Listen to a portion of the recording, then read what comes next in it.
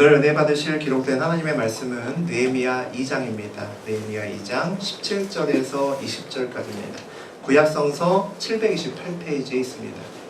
후에 그들에게 이르기를 우리가 당한 공경은 너희도 보고 있는 바라.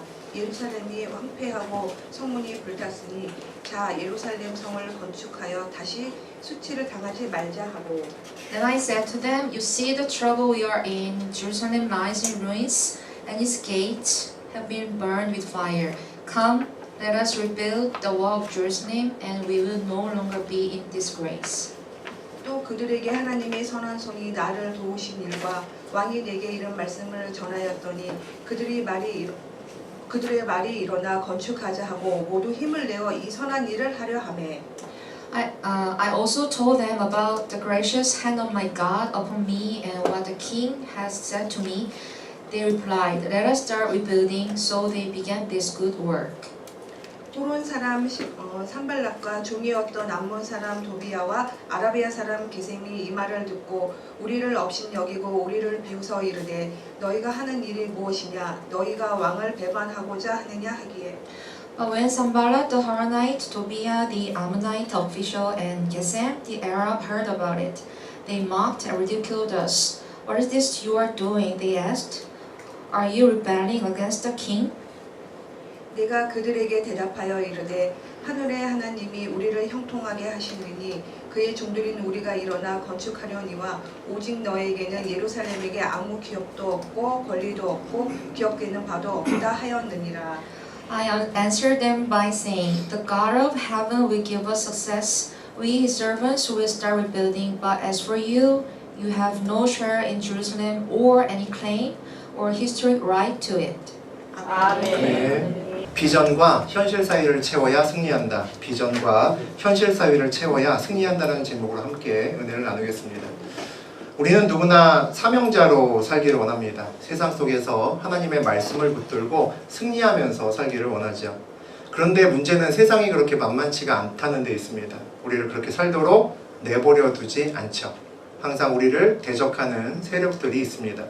정직하게 살려고 해도 직장에서 나의 상사나 또는 나의 어떤 중요한 거래처에서 부당한 요구를 할 때 그 요구를 거절하는 것은 쉽지 않습니다. 그 요구를 거절하면 내가 감당해야 될 손해가 바로 눈앞에 보이기 때문입니다. 그 손해를 감수하고도 하나님의 뜻대로 발걸음을 옮기는 것은 쉽지 않죠. 하나님의 뜻대로 걸어가는 길에는 항상 그 길을 가지 못하게 하는 그런 세력들이 있습니다. 우리는 그 방해를 이겨내야만 되죠. 오늘 느헤미야의 이야기를 살펴보면서 그에 대한 해답을 찾아보는 시간을 가졌으면 좋겠습니다. 우리 오늘 느헤미야 이제 세 번째 시간인데 느헤미야는 페르시아의 포로로 끌려왔습니다. 그런데도 출세를 했죠. 아닥사스다 왕의 술관원이라는 아주 높은 직책 위에 그 직책으로 승진하고 올라갔습니다. 그러나 오늘날에 예루살렘 성벽이 무너졌다라는 소식을 듣죠. 크게 슬퍼하고 하나님께 기도합니다. 그 기도하는 중에 사명을 받죠. 네가 가서 예루살렘 성벽을 다시 재건해라 라는 사명을 받습니다. 그리고 왕에게 어렵게 나아가서 허락도 받고요. 그 과정에서 하나님의 놀라운 도우심을 경험을 합니다. 페르시아의 식민지인 예루살렘의 성벽을 건축하는데 왕이 산에서 자재도 주고 왕이 주관하는 공사로 성벽을 쌓을 수 있도록 하는 여건들을 만들어줍니다. 또 왕의 군대를 느헤미야에 붙여서 예루살렘까지 편안하게 올 수 있도록 여러 가지 배려를 하게 되죠. 이제 느헤미야는 드디어 꿈에 그리던 고향 예루살렘으로 돌아옵니다. 페르시아의 수산성이라고 불리는 수도에서 예루살렘까지 거리는 한 1600km 되니까 이런저런 자재도 가지고 많은 사람들을 데리고 올 거니까 아마도 서너 달 이상의 긴 대장정을 거쳐서 이제 예루살렘으로 오는 겁니다. 오늘 그 예루살렘을 오는 장면들이 나와 있습니다. 우리 오늘 읽진 않았지만 11절부터 볼 겁니다. 우리 11절과 12절 함께 읽어보겠습니다. 내가 예루살렘에 이르러 머무른 지 사흘 만에 내 하나님께서 예루살렘을 위해 무엇을 할 것인지 내 마음에 주신 것을 내가 아무에게도 말하지 아니하고 밤에 일어나 몇몇 사람과 함께 나갈새 내가 탄 짐승 외에는 다른 짐승이 없더라. 오늘 예루살렘에 도착하는 그 느헤미야를 다루면서 성경의 기술을 보면 좀 독특한 것을 볼 수가 있습니다. 만약에 우리가 작가라면, 느헤미야의 일대기를 쓰는 작가라면, 또는 우리가 영화를 만든다면 느헤미야가 예루살렘에 들어오는 이 장면을 굉장히 하이라이트해서 크게 비춰줄 것 같습니다. 멀리서 막 성벽이 불타오르고 느헤미야가 막 감동받고 이런 모습들을 클로즈업해서 막 만들 것 같은데, 오늘 성경을 보니까 그에 대한 묘사가 거의 없습니다. 거의 없을 정도가 아니라 간단하게 그냥 사실만을 묘사하죠. 내가 예루살렘에 이르러, 그냥 한마디로 그냥 끝납니다. 그렇다는 이야기는 느헤미야가 예루살렘을 굉장히 고대하고 왔는데도 불구하고 그의 마음이 지금 다른 곳에 있다라는 것을 알려주는 겁니다. 내가 예루살렘에 이르러, 다음에 나오는 이야기가 머무른 지 사흘 만에라고 되어 있습니다. 우리가 주목해야 될 하나의 단어가 사흘 만에 또는 사흘 후에라고 번역되는 이 단어입니다. 느헤미야는 도착한 다음에 3일 동안 뭘 했을까요? 성경에는 기록이 없죠. 사흘 만에라고만 나와 있습니다. 여행길이 너무 힘들었으니까 좀 쉴 수도 있겠죠. 한 서너 달 왔을 거니까 힘들다고 하면 한 1, 2주일 정도 푹 쉴 수도 있을 텐데 3일 동안에 대한 기록만 없습니다. 하나님이 사명을 주셨고 왕의 마음도 움직여서 성벽을 재건할 수 있도록 도우셨습니다. 이제 먼 길을 와서 예루살렘이 멀리서 보였을 때 얼마나 떨리고 흥분됐을까요? 이제 하나님의 역사가 저곳에서 이루어질 것이다, 이렇게 들떴겠죠. 저라면 도착하자마자 일을 시작했을 것 같습니다. 사람들 불러 모으고 보고받고 아랫사람들 들들들들 볶았을 것 같습니다. 그래야지 일이 빨리 이루어지잖아요. 빨리 공사를 하루빨리 마치고 기한 내에 페르시아의 수도로 다시 왕에게로 돌아가야 되거든요. 이렇게 바쁜 시간에 느헤미야는 3일 동안에 도대체 뭘 하고 있었던 걸까요? 사흘 후의 기록이 12절이겠죠. 12절 앞쪽을 보면 거기에 대한 실마리를 찾을 수가 있습니다. 내 하나님께서 예루살렘을 위해 무엇을 할 것인지 내 마음에 주신 것을, 그 내용이죠. 이게 3일 후에 느헤미야가 받은 겁니다. 예루살렘 도착 후에 3일 동안 느헤미야가 뭘 구했냐면 구체적인 비전을 구했다는 얘기죠. 꿈에 그리던 예루살렘에 와서 느헤미야가 처음 한 것은 고향 땅 구경하는 것도 아니고 여독을 풀기 위해서 온천물에 푹 며칠을 담근 것도 아니고 하나님께 기도했다는 겁니다. 3일 동안의 기도를 통해서 느헤미야는 예루살렘의 성벽 건축을 위한 구체적인 비전을 받았다는 거죠. 이건 우리에게 굉장히 중요한 영적인 의미를 주고 있습니다. 우리는 응답받기 위해서 열심히 기도하잖아요. 그리고 기도해서 응답받고 난 다음에는 기도를 잘 하지 않습니다. 그런데 어쩌면 응답 이유가 우리가 더 열심히 기도해야 될 때일 수 있는 거죠. 큰 비전을 받은 후에 우리는 느헤미야처럼 기도해야 됩니다. 그래서 구체적인 비전과 방법을 받아야 되는 거죠. 오늘 느헤미야처럼 예루살렘에 도착해서 사람과 일을 하기 전에 먼저 하나님과 대면해야 되는 거죠. 하나님의 뜻을 먼저 구하는 기도가 필요하다는 겁니다.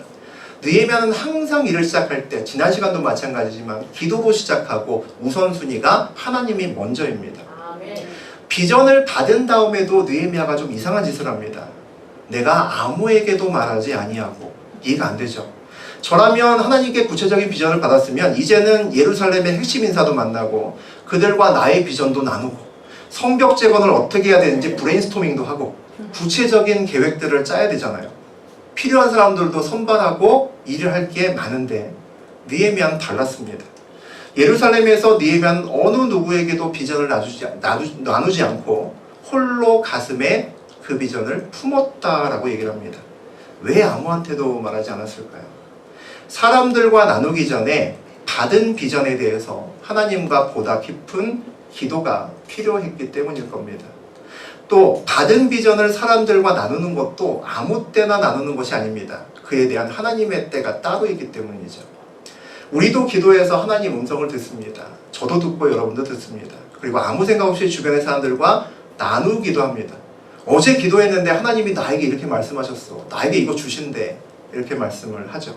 그러다가 그대로 이루어지지 않는 경우도 상당히 많습니다. 그럼 본인도 실망하고 주변 사람들에게도 별로 좋지 않은 영향을 미칠 때가 있죠. 하나님 말씀은 100% 이루어집니다. 그런데 내가 기도 중에 잘못 들을 수 있고 또 하나님의 때가 아닌 적절하지 않은 때에 내가 비전을 나누게 되면 그런 일이 벌어질 수 있죠. 하나님께 받은 비전은 먼저 마음속 깊이 간직하고 기도해야 됩니다. 이게 첫 번째죠. 그리고 그 비전을 나누는 때도 역시 기도로서 준비를 해야 되는 거죠. 느헤미야가 그 다음에 한 일이 뭐라고 되어 있냐면 밤에 일어나 몇몇 사람들과 함께 나갈새라고 되어 있습니다. 내가 탄 짐승 외에 다른 짐승이 없더라 라고 되어 있죠. 밤에 일어나서 믿을 수 있는 아주 소수의 몇몇 사람들만 데리고 나갑니다. 나가서 새벽 일찍 나가서 동트기 전에 일어나서 성벽을 둘러보는 것으로 시작합니다. 왜 성벽을 둘러보았을까요?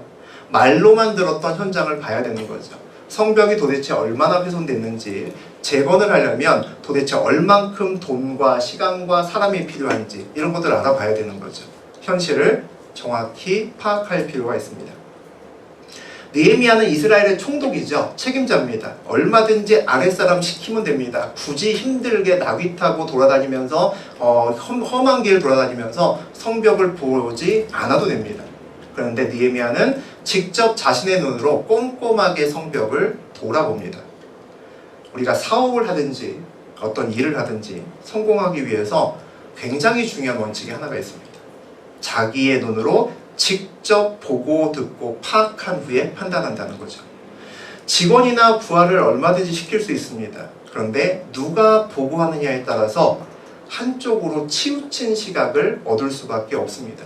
더군다나 그 일이 그 보고자의 이권과 관계된 일이라면 더욱더 그럴 수 있는 거죠. 내 아랫사람을 믿고 못 믿고 하고는 다른 이야기입니다.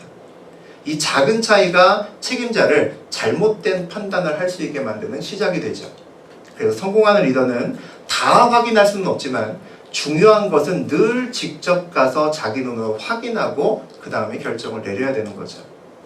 왜 몇 명의 사람들만 데리고 사람이 다니지 않는 한밤중에 돌아보았을까요? 지난 시간에 마지막에 나왔던 인물들이 있죠. 산발락과 도비야, 좀 있으면 나옵니다만 이 대적들이 있습니다. 이 공사를 방해하는 그들의 방해를 피하기 위해 몰래 비밀스럽게 움직일 필요가 있었던 거죠. 또 하나는 많은 사람들이 아니라 소수의 사람들과 둘러본 것은 성벽을 돌아볼 때 사람들과 함께가 아니라 주님과 함께 돌아보고 싶었을 때문입니다. 주님의 눈으로 현실을 같이 보고 주님의 눈으로 보고 싶었기 때문이죠. 하나님과 먼저 현장을 돌아보고 의논하고 기도하면서 하나님의 비전을 현실에서 더 구체화시킬 필요가 있었을 겁니다. 13절 함께 읽겠습니다.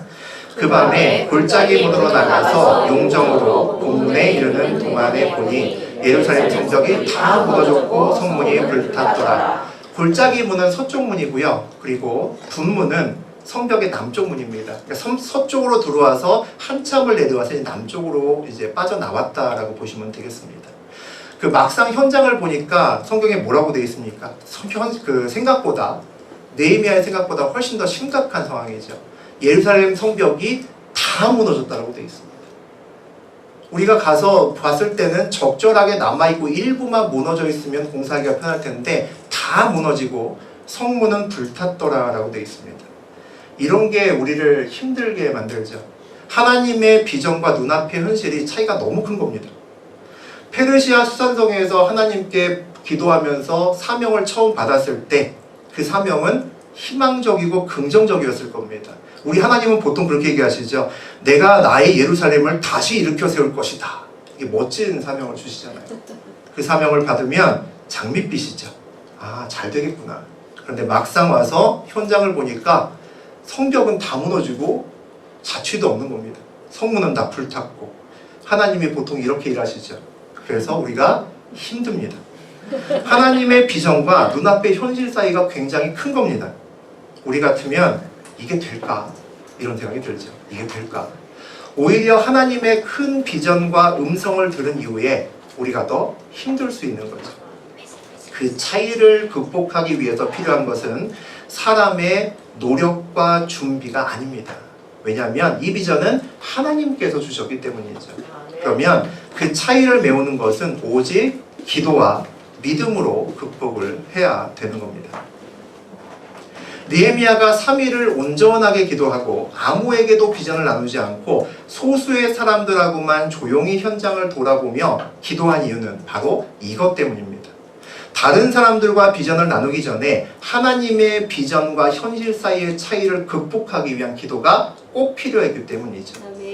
14절과 15절 함께 보겠습니다. 앞으로 나아가 샘문과 왕의 못에 이르러서는 탄 짐승이 지나갈 곳이 없는지라. 그가 내 시내를 따라 올라가서 성벽을 살펴본 후에 돌아서 골짜기 문으로 돌아왔으나 샘문은 동쪽의 성벽입니다. 그 앞은 완전히 무너져서 나귀가 지나갈 틈도 없이 길까지 막고 있습니다. 이 정도가 되면 보통은 거기까지만 보고 그냥 돌아올 만도 하죠. 근데 느헤미야는 나귀에서 내려서 힘든 돌무더기를 직접 밟으면서 끝까지 돌아보고 합니다. 직접 끝까지 눈으로 다 확인하고 오는 거죠. 하나님의 비전을 품은 자만이 이렇게 할 수 있다고 생각이 듭니다. 선거철이 되면 안 보이던 정치인들이 보이죠. 서민들을 돌아본다고 하지만 잘 보면 적절히 돌아보고 사실은 사진 찍기 바쁩니다. 물론 필요한 것도 있겠지만 자동차가 들어가지 못하고 걷기도 힘든 길을 몇 시간씩 가서 한두 사람 만나러 가는 정치는 없을 겁니다. 사람의 눈을 의식하는 것이 아니라 하나님 앞에 서 있는 느헤미야는 달랐던 거죠. 꼼꼼히 다 돌아봅니다.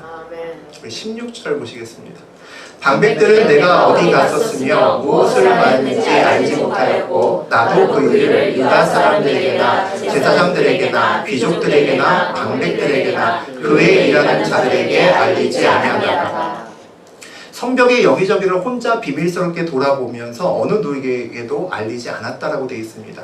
예루살렘의 지도자층이나 힘있는 권력층, 실무자들에게까지도 알리지 않고 혼자 돌아봅니다. 오직 하나님과 준비하고 하나님의 때가 되면 다른 사람들과 나누기 위해서 기다린 거죠. 때가 돼서 선포하는 장면을 보겠습니다. 우리 17절 보죠.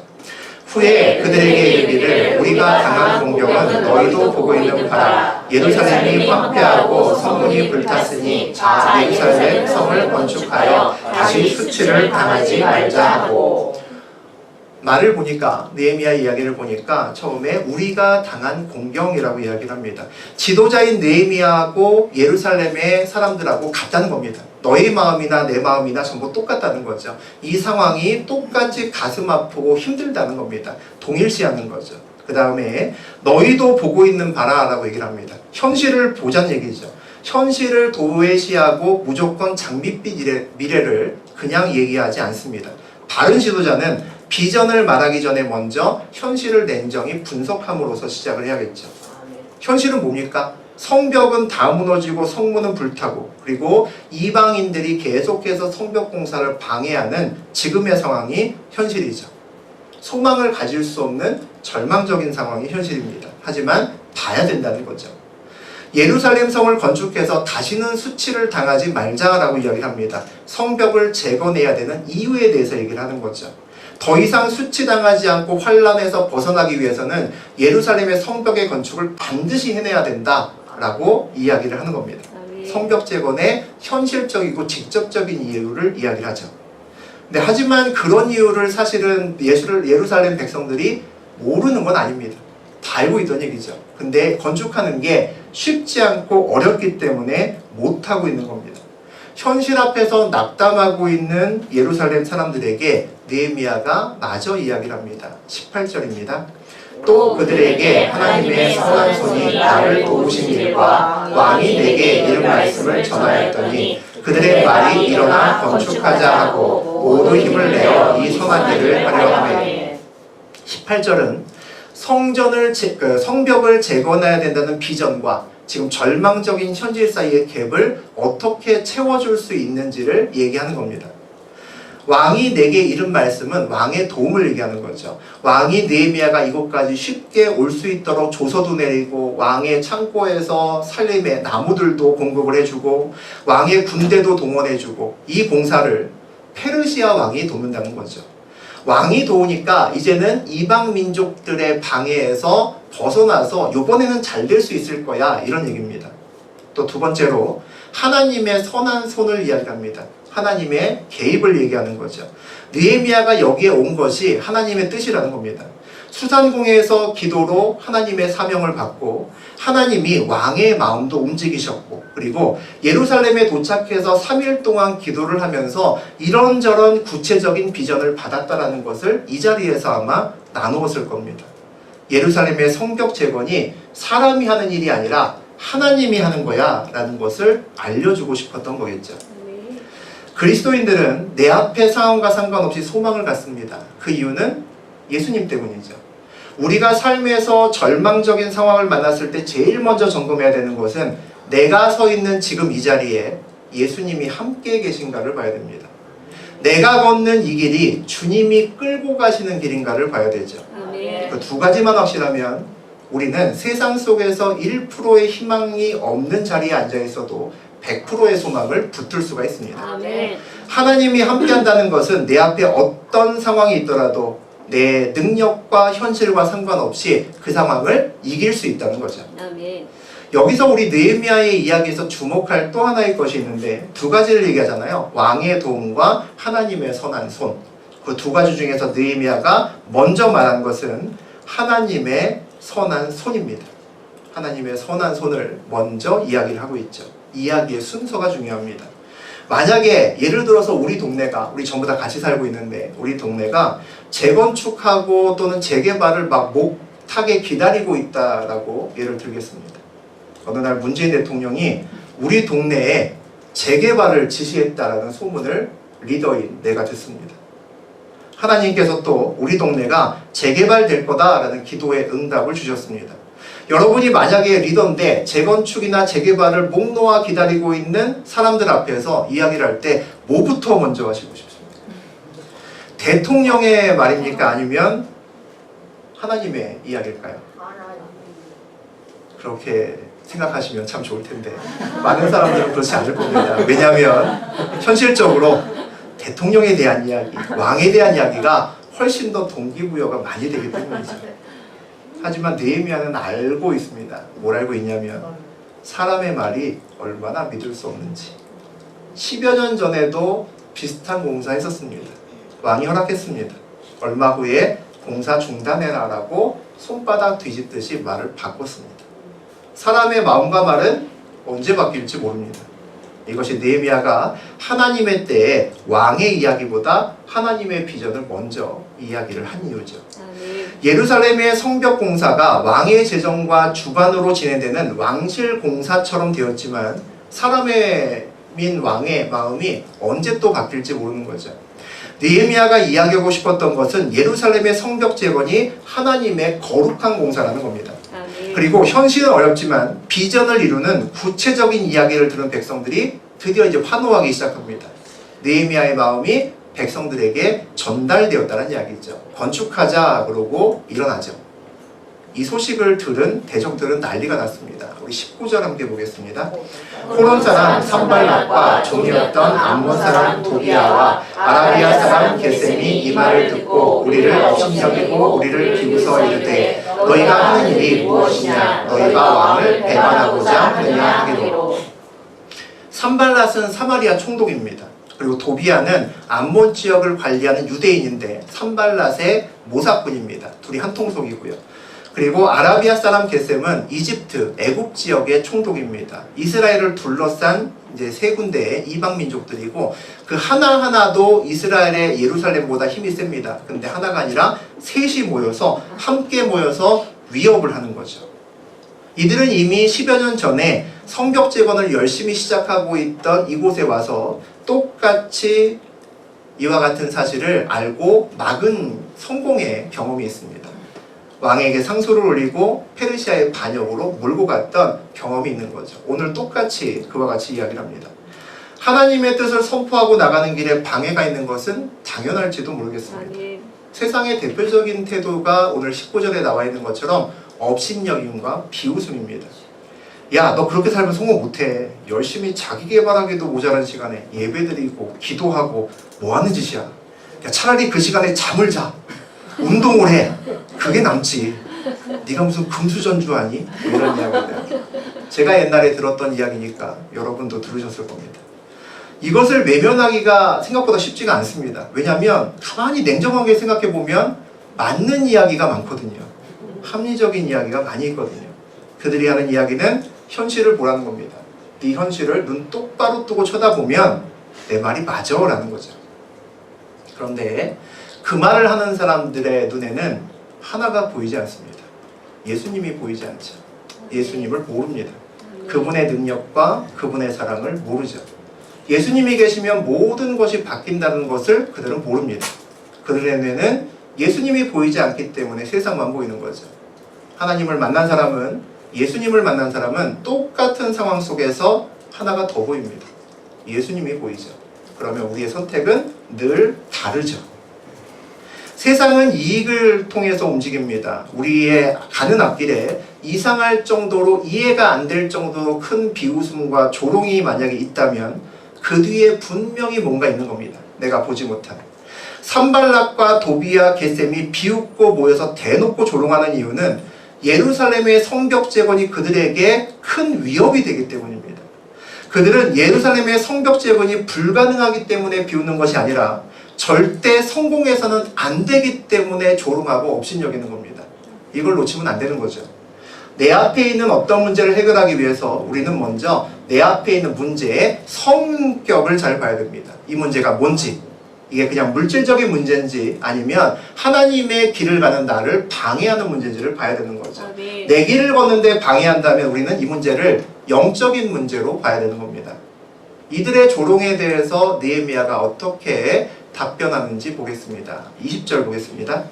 내가 그들에게 대답하여 이르되 하늘의 하나님이 우리를 형통하게 하시니 그의 종들인 우리가 일어나 건축하려니와 오직 너희에게는 예루살렘에서 아무 기업도 없고 권리도 없고 기업되는 바도 없다 하였느니라. 아무리 너희가 조롱하고 비웃고 방해해도 우리는 반드시 성벽을 건축할 거다라고 선포합니다. 우리가 성벽의 건축에 성공할 수밖에 없는 이유는 하나님께서 우리를 형통하게 하시기 때문이다 라고 선포하죠. 예루살렘의 성벽의 건축이 아닥사스다 왕, 당시의 왕에 대한 반역이 아니냐라고 하는 대적들의 모함에 아니야, 우리 절대로 반역하는 거 아니야, 이렇게 답변하지 않습니다. 느헤미야는 세상의 물음에 대해서 하나님으로 답변을 하는 거죠. 느헤미야는 산발락과 도비아의 비웃음과 조롱이 그의 길, 하나님의 뜻을 걸어가는 그의 길에 하나님에 대한 도전이라고 해석을 했습니다. 왜냐하면 성벽의 건축 자체가 하나님의 뜻이었기 때문입니다. 그리고 그 비전이 너무나 분명했기 때문이죠. 느헤미야는 이 성벽의 재건이 아닥사스다 왕 때문에 되고 안 되고 하는 일이 아니라는 것을 이미 알고 있습니다. 이 공사는 왕보다 크신 하나님이 허락하신 일이기 때문입니다. 이 공사는 왕의 사업이기 이전에 하나님의 사업이기 때문입니다. 우리도 마찬가지죠. 우리 인생을 쥐고 있는 것이 내 위의 부장님이나 우리 회사 대표님이나 우리 학교의 교수님이 아니라는 거죠. 우리의 인생이 그들 때문에 성공하거나 실패하지 않습니다. 우리의 인생의 성공과 실패는 하나님이 주고 있습니다. 이 믿음 하나만 분명하면 우리는 세상에 휘둘리지 않습니다. 세상의 조롱 속에서도 담대하게 걸을 수 있는 이유는 우리가 하나님의 길을 걷고 있다는 확신 때문입니다. 그리고 하나님의 길을 걷는 자는 하나님이 형통하게 하신다라는 확신이 있기 때문이죠. 느헤미야는 너희들이 감히 왕이 허락한 일을 조롱하니? 라고 말하지 않습니다. 너희는 지금 하나님을 비웃는 거야 라고 말합니다. 그들이 하나님을 대적하고 있다는 걸 선포하는 거죠. 이제 도비아와 산발랏은 하나님을 상대로 싸워야 될 겁니다. 이렇게 담대하고 막강한 대적들에게 이렇게 크게 외칠 수 있는 그 힘은, 나보다 센 적들이 앞에 있는데 나보다 강한 적들 앞에서 이렇게 외칠 수 있는 힘은 도대체 어디서 나왔을까요? 저는 예루살렘 도착 후에 3일간의 기도, 이 3일간의 기도에서 그 힘이 나왔다고 생각합니다. 아무에게도 말하지 않고 가슴에 새겨둔 하나님의 응답이 있었기 때문에 가능하다고 생각합니다.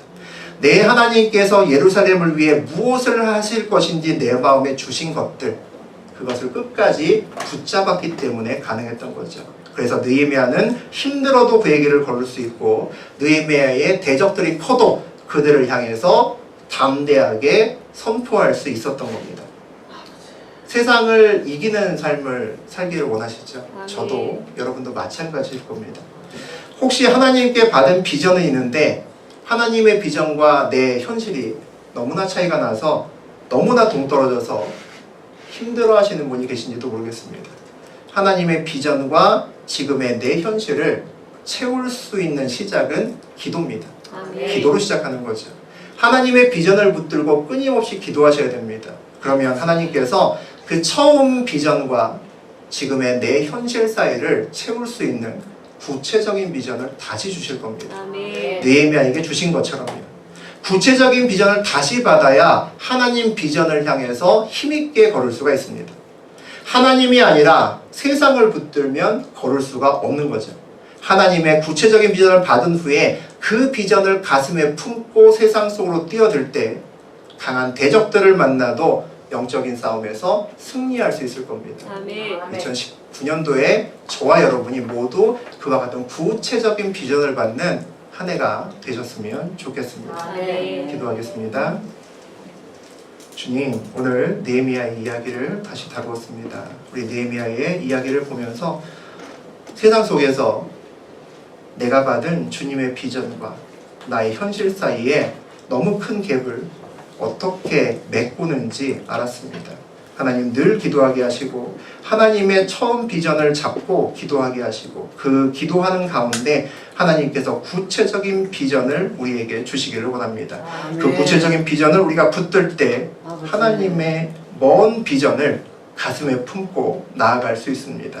지치지 않고 걸을 수 있고 내 앞에 대적과 상황들이 바뀔지라도 나는 그것에 지지 않고 세상을 이기고 끝까지 걸어갈 수 있습니다. 주님, 우리에게 아주 깊은 기도와 그 깊은 기도를 통해서 주님의 강한 뜻과 그리고 구체적인 비전을 허락하셔서 아버지의 길을 담대하게 걸어갈 수 있는 저와 우리 성도님들 될 수 있도록 하나님 축복하여 주옵소서. 아멘. 이 모든 말씀 우리 주 예수 그리스도의 이름으로 기도드립니다.